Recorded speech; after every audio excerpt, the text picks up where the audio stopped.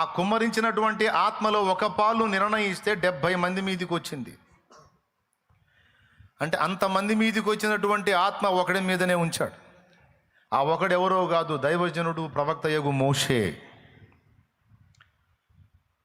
ఆ ఒకని మీద తన ఆత్మ నుంచి ఆ ఒకరిని రేపి వదిలితే ఐగుప్తును బద్దలు కొట్టి ఐగుప్తు రాజు వెన్నులో వణుకు పుట్టించి ప్రజలందరినీ బంధ విముక్తుల్ని చేశాడు దైవజనుడైన మోషే. ఇశ్రాయేలు మొత్తాన్ని కూడా బయలువైపు తిప్పి దేవుని ప్రజలందరినీ కూడా 2 తలంపుల మధ్య తడబడేటట్టు చేసి తన జార చోర క్రియలన్నిటినీ నిరాటంకంగా జరిగించుకుంటున్నటువంటి దుష్టురాలైన యెజబెలు కాలములో యెహోవా ప్రవక్తలందరినీ కత్తివాత హతము చేసింది. యెహోవా బలిపీఠాలు పడగొట్టించింది. బాహాటంగా ఎవరైనా యెహోవా ఆరాధన చేస్తే వాళ్ళని చంపేసింది.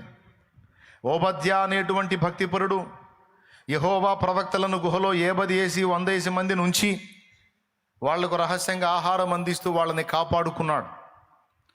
అంత దుష్టత్వం చేసింది దుష్టురాలైన యెజబెలు ఆట కట్టించి బయలు వైపు నుంచి ఇశ్రాయేలును యెహోవా వైపు తిప్పడానికి ఒక్కడిని ఏర్పరచుకున్నాడు. ఆ ఒక్కడు దైవజనుడు ప్రవక్తయగు ఏలియా. ఐగుప్తు బంధకాల్లో ఉన్నప్పుడు మోషేని అభిషేకించి మోషే మీద ఆత్మను పంపించి ఒకని మీద ఎంత ఆత్మను ఉంచాడో చూడండి, ఎంత శక్తిని ఉంచాడో చూడండి. ఆ ఒకని ద్వారా ఆ ప్రజలందరినీ బయటికి తీసుకొచ్చి విస్తారమైన ఆత్మను రక్షించాడు అన్నాడు. తర్వాత దేవుని ప్రజలు దారి మళ్ళితే మళ్ళా వాళ్ళని సత్యంలోకి నడిపించడానికి ఏలియా మీద ఆత్మను పంపించి అభిషేకించి ఏలియా ద్వారా ఆకాశము నుండి అగ్నిని కురిపించి ఒక సూచక్రియను చూపించి ఒకే ఒక్క దినమందు ఒకే ఒక గంటలో దేవుని ప్రజలందరినీ మళ్ళా దేవుని వైపు తిరిగేటట్టు ఏలియాని అభిషేకించి వాడుకున్న దేవుడు తన ఆత్మను తన బిడ్డల మీద కుమ్మరిస్తాడు. వారి ద్వారా సమాజంలో ఒక ఉజ్జీవం వస్తుంది, ఒక చైతన్యం వస్తుంది. దేవుని ప్రజలందరినీ దారి మళ్ళించిన యెజబెలును ఎదిరించిన ఏలియా అభిషేకం. దేవుని ప్రజలందరినీ దారి మళ్ళించిన యెజబెలును ఎదిరించిన ఏలియా అభిషేకం. ఐగుప్తు రాజును గడగడ వణికించి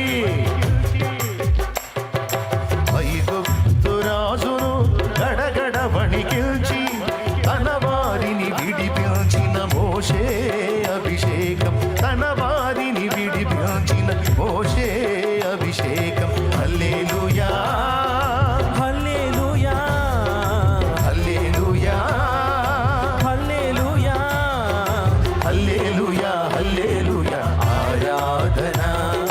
హల్లెలూయా హల్లెలూయా ఆరాధన. కురిపించుము దేవా నీ ఆత్మవర్షము, బలియంతును నీకై నా జీవితాంతము. ఆమేన్ ఆమేన్. దానికి 100 మందిని ఏర్పరచుకోవాలా, ఒకని నుండే ఉజ్జీవం.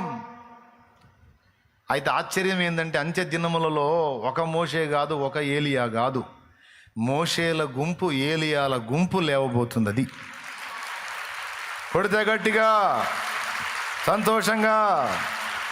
ఇది దేవుని వాక్యం,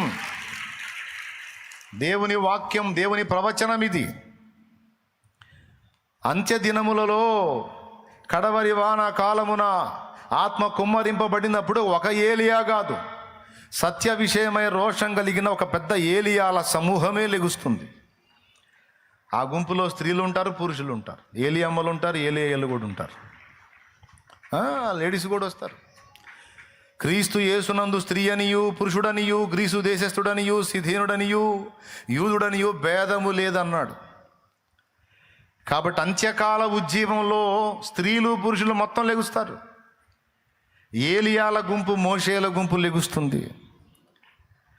మోషేల గుంపు ప్రజలను బంధ విముక్తుల్ని చేస్తే ఏలియాల గుంపు సత్యం విషయంలో రోషము కలిగి ప్రజ్వలిస్తుంది. అది ఆనాడేమో ఒక్కరు, ఇప్పుడు గుంపు. ఏమన్నా అర్థమైందా మీకు నేను చెప్పింది?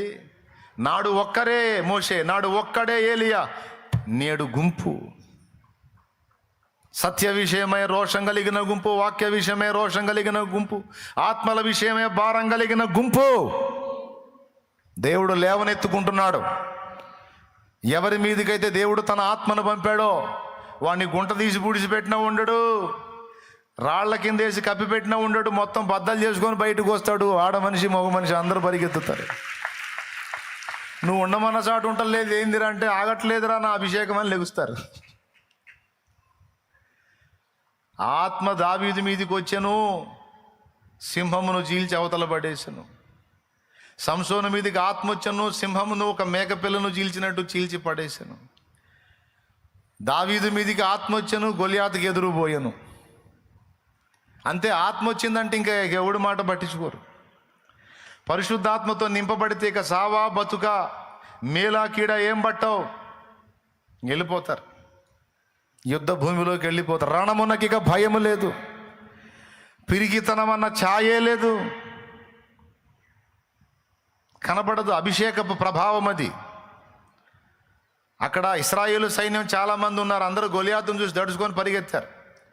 కానీ దావీదు మాత్రం గొలియాతును చూసి యుద్ధమునకు రేపబడ్డాడు. కారణం, వాళ్లకు లేనిది దావీదు కొన్నది ఏంటంటే అభిషేకము. అభిషేకము గల వారిని ఆపిన ఆఖరు, అభిషేకం లేని వాళ్ళని బతిలాడినా వాళ్ళు స్పందించరు. వాళ్ళ బతుకులు అంతే. అంత్య దినములలో దేవుడు తన ఆత్మను జనులందరి మీద కుమ్మరిస్తాడు. కడవరి వానాకాలం ఉంది, తొలకరి వానాకాలం ఉంది. తొలకరి వానాకాలం అయిపోయింది. అపోస్తలుల కార్యములు 2వ అధ్యాయములో తొలకరి వాన కురిసింది. అబ్బా ఏం వర్షం అది! పెంతెకోస్తు పండుగ నాడు అగ్ని నాలుకల వలె విభాగింపబడి వారి మీద వ్రాలినప్పుడు 2 కార్యాలు, 1000 మంది రక్షణ. అభిషేకము కనబడుతున్నప్పుడు గుర్తు ఏంటంటే ప్రజలు రక్షింపబడతా ఉంటారు, సంఘములో చేర్చబడతా ఉంటారు. అది గుర్తు. ఆత్మ కలిగిన సంఘమునకు, అభిషేకం కలిగిన సంఘమునకు, దేవుడు కదులుతున్న సంఘమునకు గుర్తు ఏమిటంటే విస్తారమైన ఆత్మల రక్షణ కార్యం జరుగుతూ ఉంటది.